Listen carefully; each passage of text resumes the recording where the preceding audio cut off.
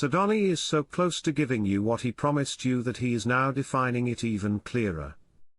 For him to point at the Kuwait value versus the Iraqi dinar value is to give you more monetary reform education so that you will understand how your currency is about to gain purchasing power internally, and the real effective exchange rate externally. Sadoni is on the edge of giving you what he promised you, your new exchange rate and your lower notes.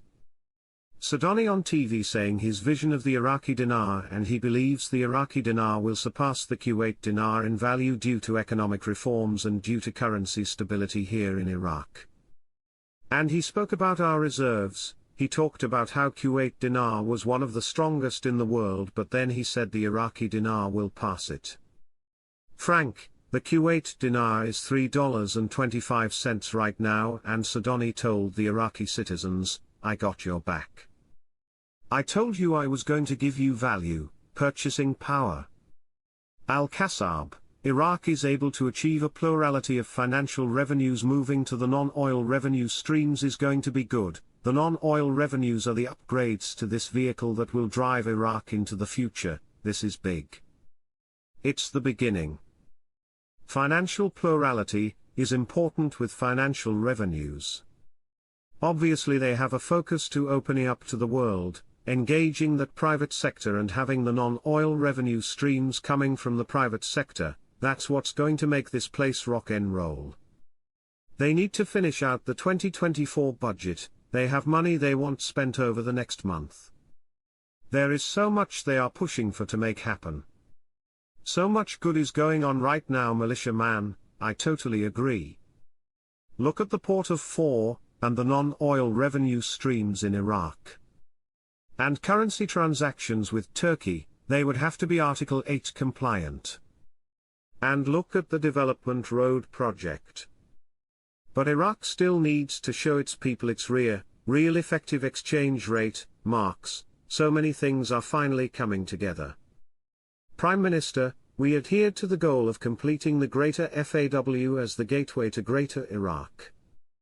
He explained that this project has actually entered into the knots and paths of global trade and transport routes, which pass through the Middle East region, which has great strategic importance for global trade. I usually try to pick out the most important article of all for the news period. This article tops them all today, and all I can say is wow. Wow. Wow. Iraq must now put on its big boy pants and be the economic supergiant it is destined to be. They are doing it right in front of our noses. Saleh on TV saying Iraq is strengthening its gold reserves as asset diversification. Frank, it's an incredible amount. Iraq raises its gold reserves to more than 152.6 tons. Spain confirms cooperation with Iraq to establish Basra Sharm el-Sheikh railway line. Quote, Spain confirmed, on Thursday, its strong support for Iraq's strong return to the World Trade Organization and its efforts to do so, while indicating that cooperation with Iraq is not limited to railways, but rather in other fields, and there are joint projects. You should know you have no tax obligation just because you invest or hold foreign currency or the Iraqi dinar. You must create a taxable event before you are taxed. A taxable event is selling or trading your currency for a loss or a profit. Advisor to the Prime Minister, the government is able to increase spending without inflation of fiscal deficit. They have a sound economy, and letting us know they are stable. Shabibi said to give him a stable Iraq and he would give them a new rate. The deputy chairman of the Regions and Governorates Committee in the Iraqi Parliament, Jawad al-Yassari, stated that the implementation of Article 140 of the Iraqi constitution faces great difficulties, pointing out that its implementation caused problems in several governorates as a result of administrative changes made by the previous regime. Al-Yassari explained to Shafaq news agency that the previous regime made amendments that included deleting districts and sub-districts from governorates and merging them with others, which created complications in a number of areas. He pointed out that Article 140 is not limited to Kirkuk Governorate and the disputed areas between some governorates and the Kurdistan region, but also includes other governorates such as Karbala, where a number of districts and sub-districts were deleted from it and annexed to Anbar.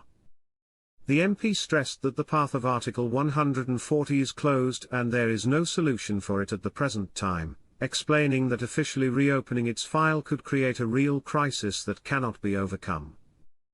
Article 140 of the Iraqi Constitution is one of the articles that aims to address the issue of disputed areas between the federal government and the Kurdistan region, such as Kirkuk.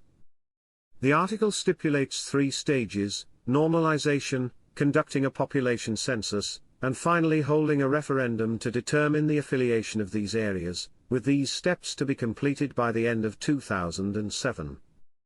However, the article has not been fully implemented yet, making it a continuing point of contention. Despite the passage of more than a decade since the scheduled date for the implementation of the article, the issues related to it still exist, as it faces political and legal challenges between Baghdad and Erbil, especially with regard to the disputed areas and their administration.